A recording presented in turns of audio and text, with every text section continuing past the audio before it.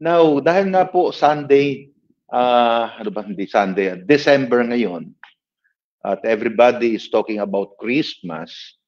Everybody is preparing gifts to someone they love.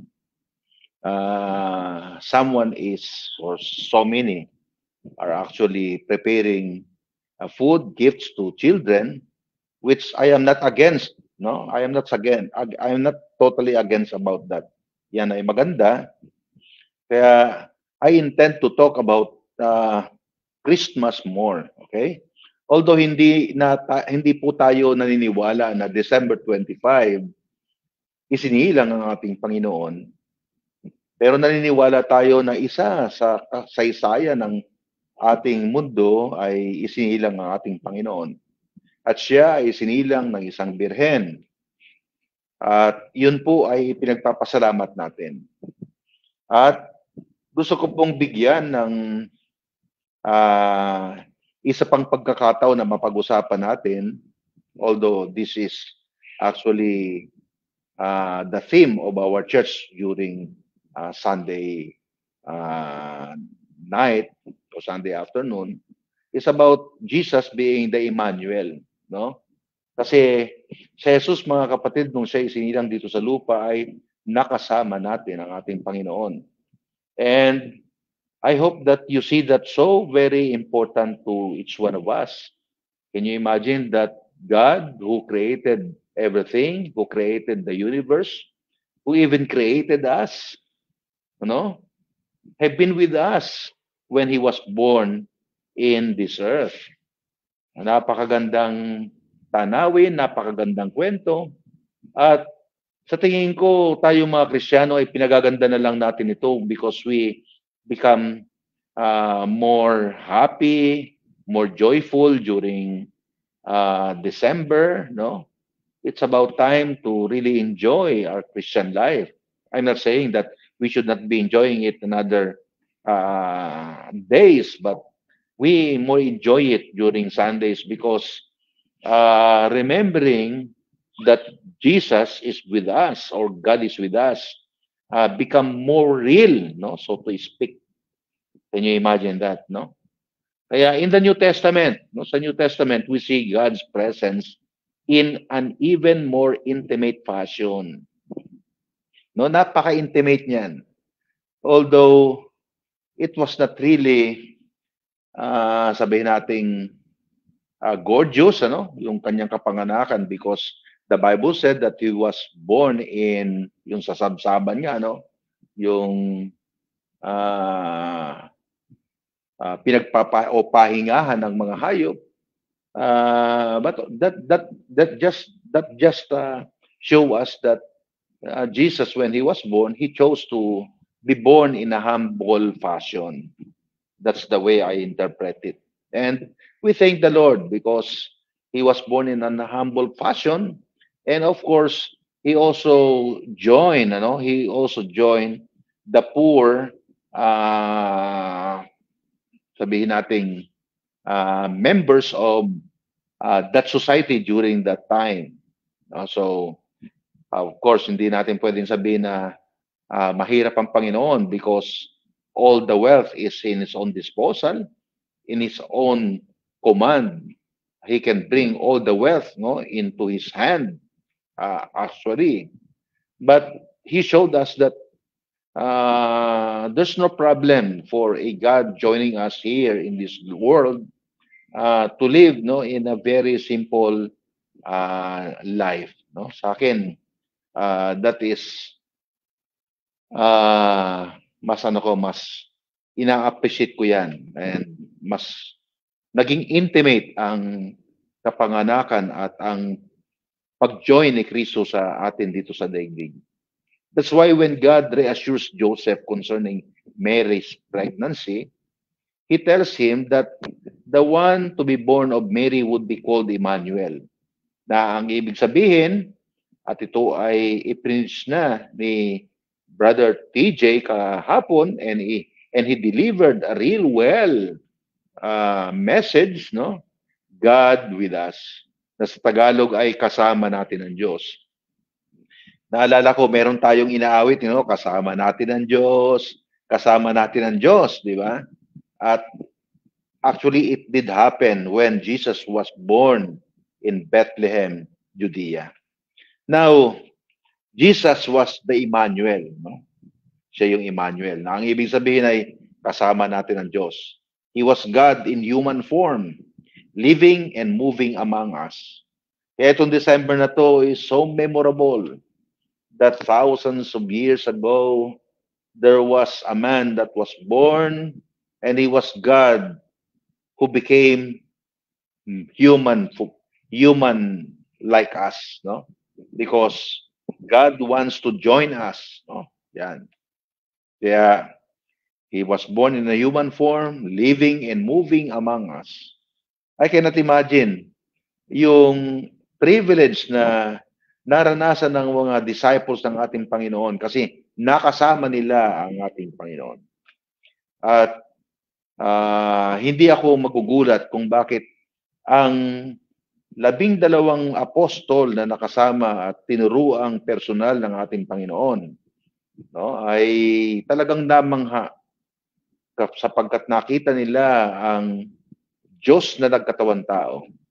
Although he was completely man, but he was God as well.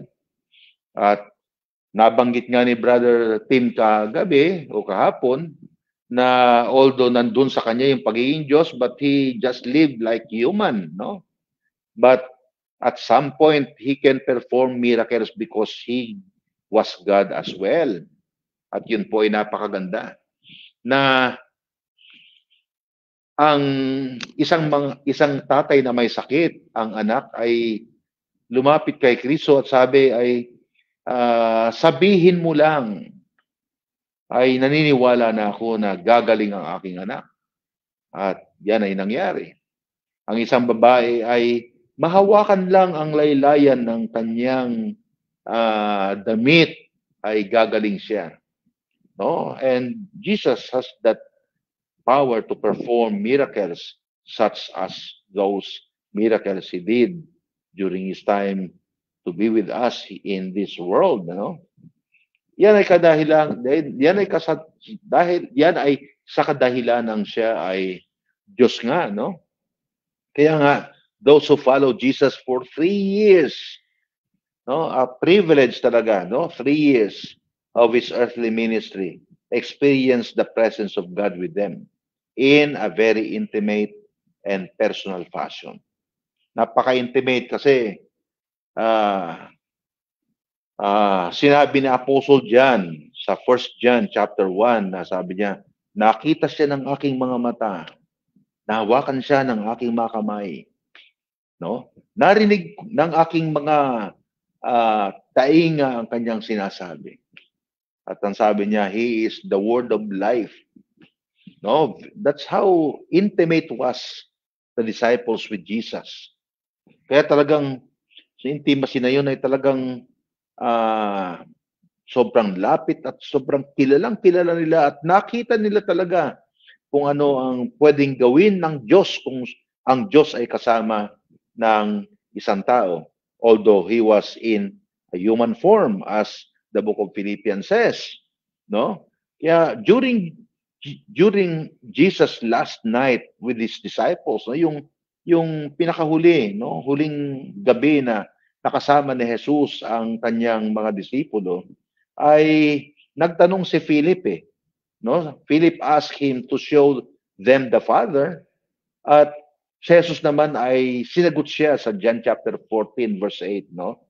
At sa wikang Tagalog ay sasabihin ko sa inyo, sinabi ni Jesus o sagot ni Jesus sa tanong ni Philip nung nagtanong siyang, ipakita mo sa akin ang Ama o sa amin ang Ama. Ang sabi ni Jesus sa John chapter 14 verse 8, sinabi sa kanya ni Felipe, Panginoon, ipakita po ninyo sa amin ang Ama at masisihan na kami. Yan ang sabi ni Philip kay Jesus, no? And Jesus responded to him that if they had seen him, Jesus, no, they had seen the Father as well. No, yon. Ganun ka-intimate mga kapatid na bagamat kasama ng mga disciples, ang Panginoon dito sa lupa, ay nakita po natin na ang Diyos Ama ay nakita rin ng mga disciples. Yan. At yun po ay naranasan din ng lahat ng mga nakakilala at naging mananampalataya ni Jesus sa ating panahon ngayon. Kaya sa Mateo, no, Matthew chapter 18 verse 20 ay sinabi ni Jesus sa atin that where two or three of us gather in His name, He will be with us. Yan ang sabi ng ating Panginoon sa Matthew chapter 18 verse 20. Kaya kanina, nag-iisip ako,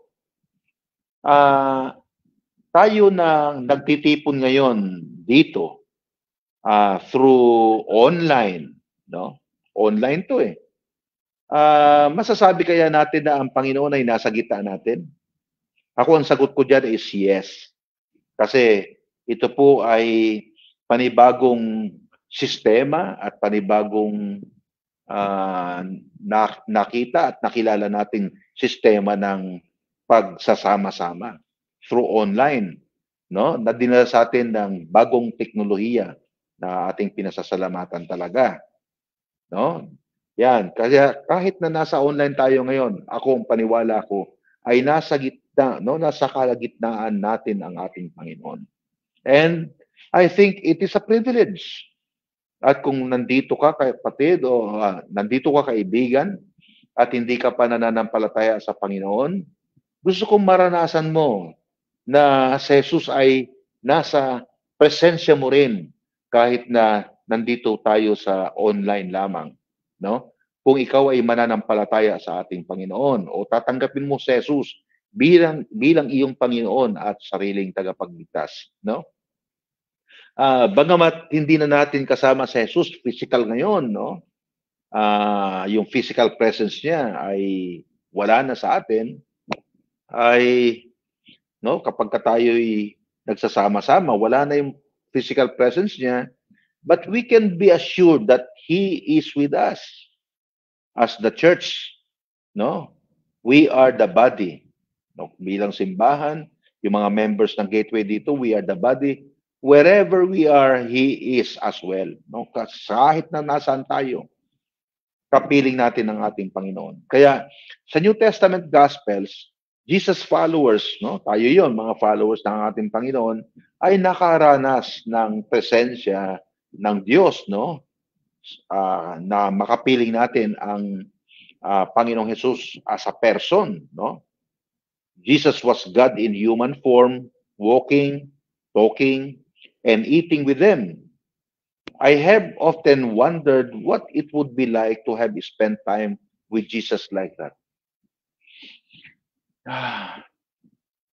No? Can you imagine na magiging bisita ko rito sa room ko ang ating Panginoon? Wow!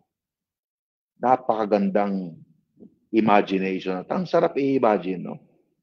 But the reality is we have an even more intimate relationship with God now. No? Bagamat wala na si Jesus physically with us, pero tayo po ay nakakaranas pa rin ng intimate relationship sa ating Panginoon o sa ating Diyos ngayon. While Jesus walked side by side with the disciples, we have the Holy Spirit living with us. Ayan. Sa pamamagitan po, mga kapatid, ng banal na Espiritu, tayo ay intimately ay nakakaranas ng intimate relationship sa ating Panginoon o sa ating Diyos, no? For those who believe in Jesus, lahat ng mga mananampalataya na kasama natin sa podcast na ito ngayon, no? Tayo po ay nakakaranas ng intimate relationship with God right now, no? God is with us every moment of every day. Ang ganda. No? Nararanasan natin 'yan, no? Kaya sa John chapter 14 verses 16 at saka 17, sabi ni Jesus, I will ask the Father and He will give you another advocate to help you and be with you forever, the Spirit of truth. Yan.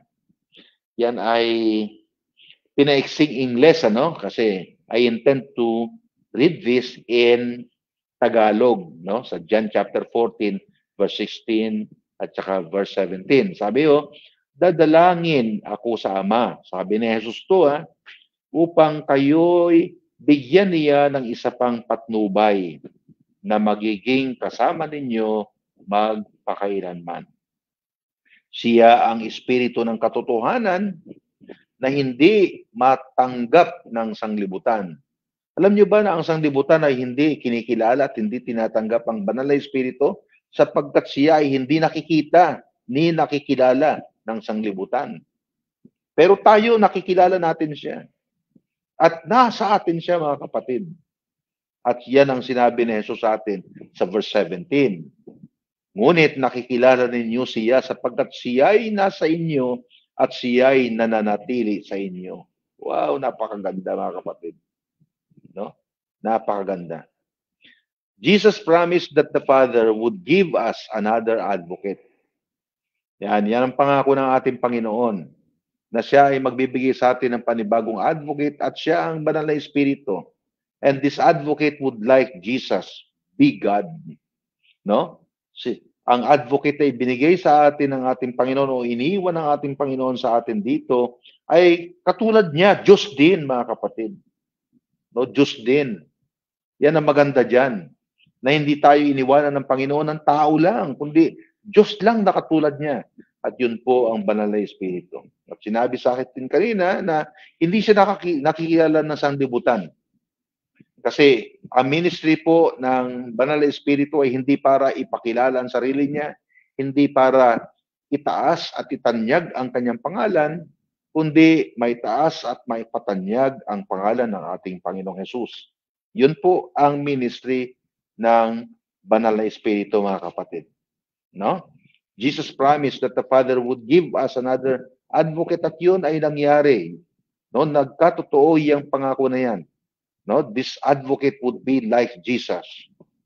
He is also God as well. Jesus said that this advocate would be with us forever. Hindi nga natin forever na nakasama si Jesus dito sa daigdig na ito. No? Kasi 30 years lang natin siya nakasama. But iniwanan tayo ng advocate na kasama natin siya forever. Kasi hindi lang natin siya makakasama habang nandito tayo sa lupa. Makakasama natin siya hanggang doon sa langit. No? Unlike God's presence with Israel, a presence that seemed to come and go, and unlike Jesus who walked with his followers for a limited time, alam natin yan kasi 3 years lang po nakasama ni Jesus ang kanyang mga disciples, the Holy Spirit will be our constant companion. Constant companion. Kahit nasaan tayo. Kaya, mga kapatid, kahit nasa pagkakasala, kasama natin ang banal na espiritu. Kaya mahiya po tayo. Mag-ingat po tayo kasi ang banal na espiritu, hindi po tayo iniiwanan. Ang presence ng banal na espiritu ay nasa atin sa lahat ng panahon. O yan. Kaya kung ano ang mga kabalbalang ginagawa natin, nakakahiya. No? Nakasama natin ng banal na espiritu tapos ginagawa natin yung mga kabalbalan na ginagawa natin. Itigilan natin yan as to respect to the presence of the Holy Spirit in our lives. No? Yan po yan. Constant companion natin siya. He is God with us. Yan. No? Kaya, itong panahon natin, nagse-celebrate tayo ng Christmas at celebrate natin ang kapanganakan ng banal ng ating Panginoong Hesus. Pero actually, talagang literal talaga ay kasama natin ang ating Panginoon ngayon through the Holy Spirit. Kasi tayo mananampalataya ay tinitirhan, no, sa atin ay nananahan ang banal na espiritu. Jesus also said that this advocate would help us. Yan ang maganda diyan. Kaya meron pong intensyon at merong dahilan kung bakit ang Panginoon ay gusto niyang makasama tayo. No? And the Holy Spirit does not just walk with us, helps us to live life or to live holy and godly lives. Also, He teaches us the things of God. Yan. Kaya ang tagapagturo po natin ngayon ay ang banal na Espiritu. Ito pong pagpipitch na to o pagtuturo na to, ito po ay instrumento lang na ginagamit ng ating Panginoon. But actually, without the assistance, without the power of the Holy Spirit, itong sinasabi kong ito will all be useless, mga kapatid. No, useless talaga to. Hindi nyo ito maiintindihan sapagkat ang salita ng Panginoon ay hindi kayang intindihin without the assistance, no? Or without the tawag natin doon illuminating power of the Holy Spirit, no? Ang banal na Espiritu ang nagpapaunawa sa atin. Kaya yung salitang intimate relationship with God, naku, hindi natin yan mararamdaman o hindi natin maunawaan yan ng lalim na katulad ng sinasabi ng word na intimately kung wala ang assistance ng banal na Espiritu. Kaya tayo na ina-assist ng banal na Espiritu, no, mararamdaman mo at makikita mo at ma-appreciate mo na intimately kasama natin ang ating Panginoon. Kaya ang Christmas na ito ay iba sa atin mga Kristiyano. We are not just celebrating, we are not just receiving gifts or giving away gifts, no? Kundi intimately ay naalala natin na kasama natin ang ating Panginoon. Naalala natin na ang presensya ng ating Panginoon ay nasa atin sa lahat ng panahon. Although ang presence ng ating Panginoon ay wala na kasi nasa langit na siya, umalis na siya, 3 years lang siya nakasama ng kanyang mga disciples. Pero tayong mga Kristiyano ngayon ay kasama natin ang Diyos through the Holy Spirit, no? At alam naman natin na without redemption, hindi po mangyayari yan. No? Kaya po ang banal na Espiritu ay nananahan na sa atin ngayon because of the power of redemption that Jesus provided on the cross. And praise the Lord for that.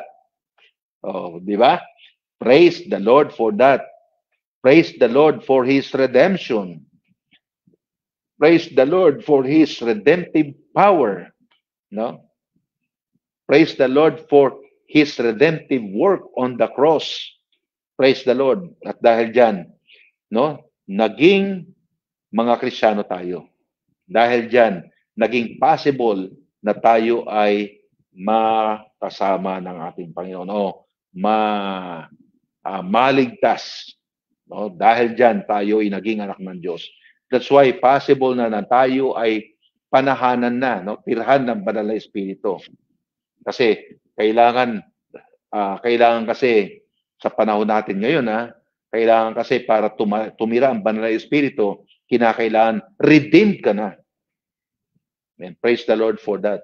Na tayo ay tinubos na sa ating kasalanan. Napatawad na tayo sa ating kasalanan. Amen. No? Yan.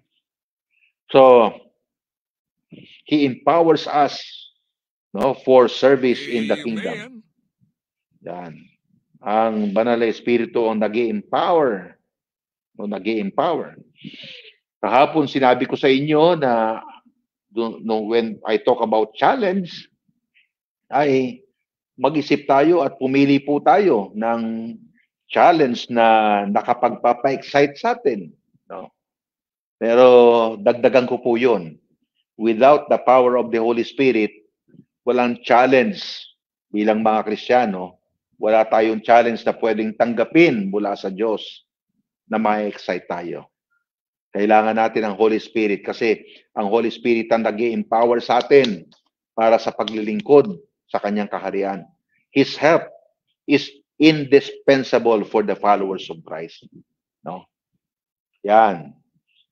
Hindi tayo pwedeng maglingkod o manatili sa kingdom o sa kaharian ng ating Panginoon na naglilingkod without the indispensable help of the Holy Spirit. Yan. kinakailangan, talagang kailangan talaga ang tulong ng Banal na Espiritu. Kahit na dito, kahit na mag-aral pa ako rito, kahit mag-English pa ako rito, kahit mag-Tagalog pa ako rito, kahit galingan ko pa ang pagtuturo rito, kapag wala ang indispensable power of the Holy Spirit, ako, wala, useless lang talaga to. Para lang tayong nagkwentuhan, walang effect sa buhay, walang effect sa ministry, walang effect sa puso ang ating pag-uusapan. But because of the Holy Spirit, no? Because of the presence of the Holy Spirit, because kasama natin ang Diyos ngayon sa pamamagitan ng Banal na Espiritu, no? Naniniwala ako ng buong puso na ang bawat salita na ating pinag-aralan at narinig sa gabing ito ay hindi pwedeng bumalik sa atin ng useless or walang value. I believe with all my heart that all the words that we've heard tonight has value. No, at some extent, no, they have value. God is with us has a special meaning to those who have surrendered to the Lordship of Jesus. Yan. Lagi natin narinig to. Nababasa po natin ito, no? Nababasa natin God with us sa iba't ibang mga lugar. Kahit nga sa mga malls, God is with us. Pero meaningless yan, mga kapatid, sa mga hindi nakaranas ng redemption ng ating Panginoon. Useless yan. Hindi nila naintindihan yan. Pero tayo, no, tayo na mga anak ng Diyos, alam nyo ba na ang katagang God is with us is, sabihin natin, so meaningful. No? Napaka-meaningful natin ito. Kaya from a global perspective, it means that God is at the work, no, at work within His creation. Yan, sa global perspective naman na po ngayon. Alam niyo po ang Diyos o ang Panginoon, hindi po siya gumawa ng daigdig na pagkatapos nung iiwanan niya, hindi po ganun ang ating Panginoon. Hindi po ganun. Ang Panginoon po ay ginawa niya, create niya ang daigdig. No? He is not the God of deism, no? A God who creates a universe and then leaves it to itself. Hindi po ganon. Instead, God has a plan for His creation. And He is working it out. It means that nothing that happens is part from God's ultimate purpose. No, no? No, ulitin ko po, no? It means that nothing that happens is part from God's ultimate purpose. So, ibig sabihin, lahat ng nangyayari sa daigdig na to, kasama lahat yan sa ultimate purpose ng ating Panginoon. Yan po talaga yan, no? God is with us has a special meaning to those who have surrendered to the Lordship of Jesus. Kaya tayo, mga anak ng Diyos, ulitin ko po may special meaning at lalo pang mas meaningful ito, mga kapatid, kapag tayo po ay nag-surrender sa Lordship ng ating Panginoong Jesus. Yun, ano? Kaya mag-surrender tayo sa Panginoon. Ibigay natin ang ating buhay sa Panginoon para yung mga ganitong okasyon ng Christmas ay mas maging meaningful pa. No, alam ko po na masaya kasi halos lahat ng mga bahay ay may mga handa. No? Halos lahat ay naghahanda ng regalo. Pero mas meaningful pa yan kapag surrendered. No, surrendered ang ating buhay para sa ating Panginoon.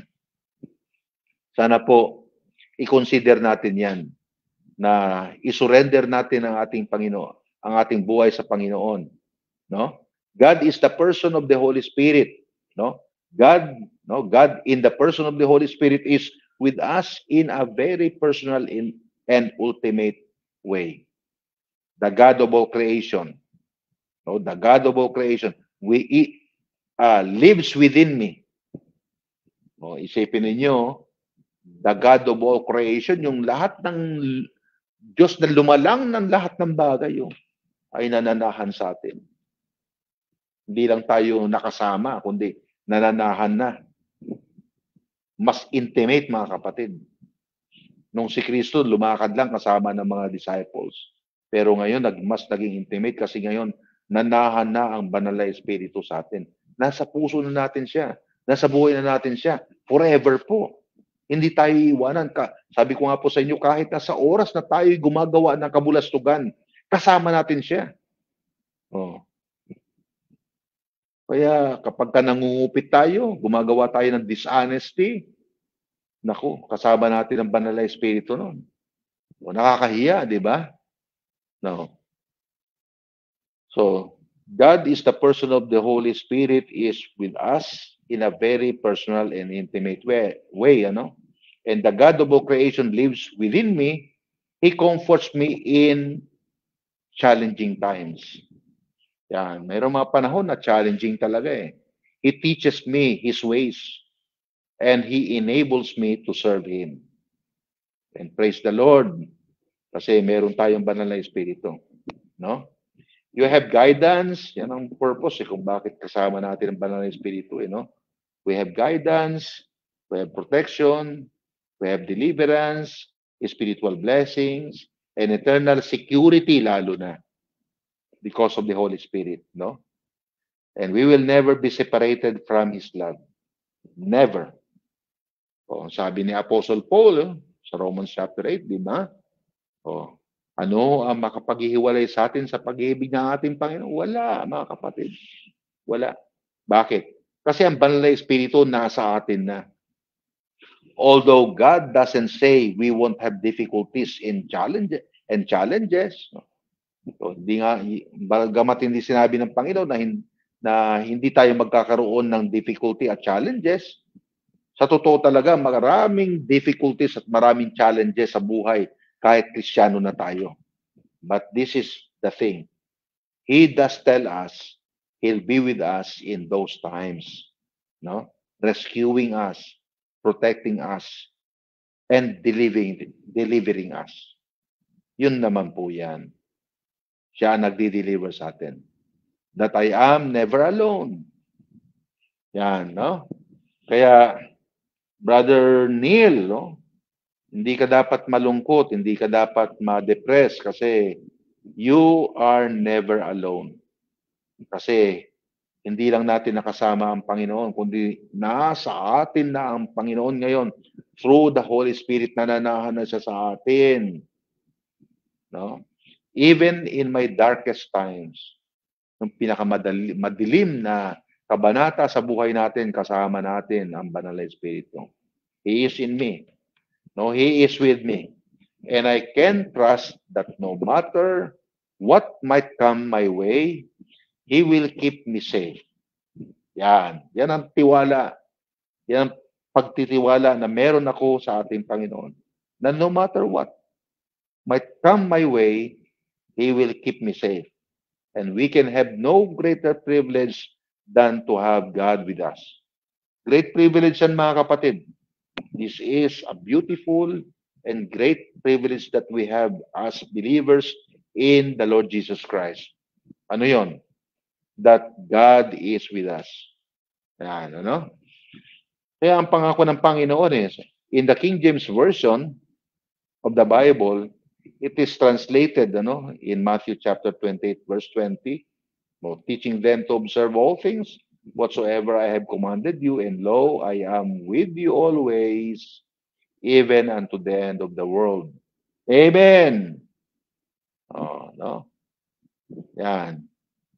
Kasama natin ang Panginoon. So, kaya, that's why, it is important to keep our promises to God. Oh. Bakit? Because when you keep your promises, it will always cause you to reign and do mighty exploits. Ano bang ibig sabihin ng exploits? Oh? Ang exploits po is derived profit. At laking pakinabang. Kasi kasama natin ang Diyos eh. O, kaya tayo mga Kristiyano, kapag nangako tayo, may mga pledges tayo sa ating Panginoon, tutuparin natin yan. Kasi yan po ay nagkokos para maghari ang pag-derive natin o pakinabang natin o benefit natin sa presence ng ating Panginoon, no? Yan. Through God. Kasi pwede tayong makaranas, no? Maka-exploit or mag-profit, no? Mula sa ating Panginoon. Your promises to God will have to be kept by faith, for we walk by faith and not by sight. Yan. Kaya ito po mga kapatid, itong mga naranasan natin ngayon, itong pagtitipon natin na katulad ng ganito, yung pagiging Kristiyano natin, yung pagiging anak natin ng Diyos, yung kapag nagsasama-sama tayo sa panalangin o sa pag-aaral ng salita ng Panginoon, no, we are rest assured na ang presensya ng ating Panginoon ay nasa kalagitnaan natin, mga kapatid. Huwag po natin kakalimutan yan. No? Ang presence ng Panginoon ay nasa atin. At napakalaking pakinabang, napakalaking exploit, napakalaking pakinabang, napakalaking profit o benefit, no, sa Diyos o mula sa Diyos na tayo po ay may Diyos at kasama natin siya. Can you imagine that? May kasama natin siya. No? Kaya kapag po tayo mga Kristiyano tapos hindi natin natutunan yung ganitong aral, ay Kristiyano nga po tayo pero hindi natin na ipapamuhay yung benepisyo. Bagamat totoo na kasama natin siya pero parang ganon. Bakit parang walang benepisyo? Ako po talaga mga kapatid, ako talaga, nadanas ko talaga yan. Na gusto ko ring maranasan ninyo. No? Kasi ang pangako natin sa Panginoon, mga kapatid, ay yun ang nagkikip ng ating pananampalataya. So, tandaan nyo po, pagka kayo'y nangako, yun ang, ano bang sa Tagalog yung nagkikip? Nagpapanatili ng ating pananampalataya sa Diyos. So, kaya kapag tinalikuran mo yung pangako mo sa Diyos, hindi mo mapapanatili yung pangako, yung pananampalataya mo sa Diyos. Paano tayo makakalakad sa Diyos sa pananampalataya? Sabi ng banal na kasulatan, the just shall live by faith. Ibig sabihin yan ay tayo lumalakad sa pananampalataya, not by sight, hindi sa mata, hindi sa paningin, kundi sa pananampalataya. So, nabanggit ko lamang po kasi tayong mga Kristiyano sa church, no, meron tayong mga pledges na ginagawa. Tapos kinakalimutan natin, ang naapektuhan po dyan mga kapatid ay yung ating personal na pananampalataya sa Panginoon. Okay? Kaya I hope na natutunan po natin. Dapat itong pinakabandang huli na ito, matutunan natin. Kaya yung mga pangako natin sa Panginoon, huwag nating kakalimutan yan. No? Huwag nating kakalimutan yan. Bakit? Kasi yan po ang nagpapanatili ng ating pananampalataya. Kapag kinalimutan natin yan, mawawala ang, hindi naman nanatili ang pananampalataya natin. Meron tayong pananampalataya, pero parang wala. Gusto mo ba yun? Because we Christians, we walk by faith, not by sight. Our Father, thank you so much, Lord, for tonight's blessings, tonight's teachings. Thank you so much, Lord, for everyone na nakasama ko sa gabing ito. Pagpalain mo po, Panginoon, silang lahat. Iwas mo silang lahat, sa kaming lahat, Panginoon, sa tukso at sa anumang uri ng kapahamakan at mga sakit-sakit, Lord. Pagpalain mo po, Panginoon, at tulungan ang mga may problema. Sa pangalan ng Panginoon Jesus, ito ay aking samot dalangin. Amen.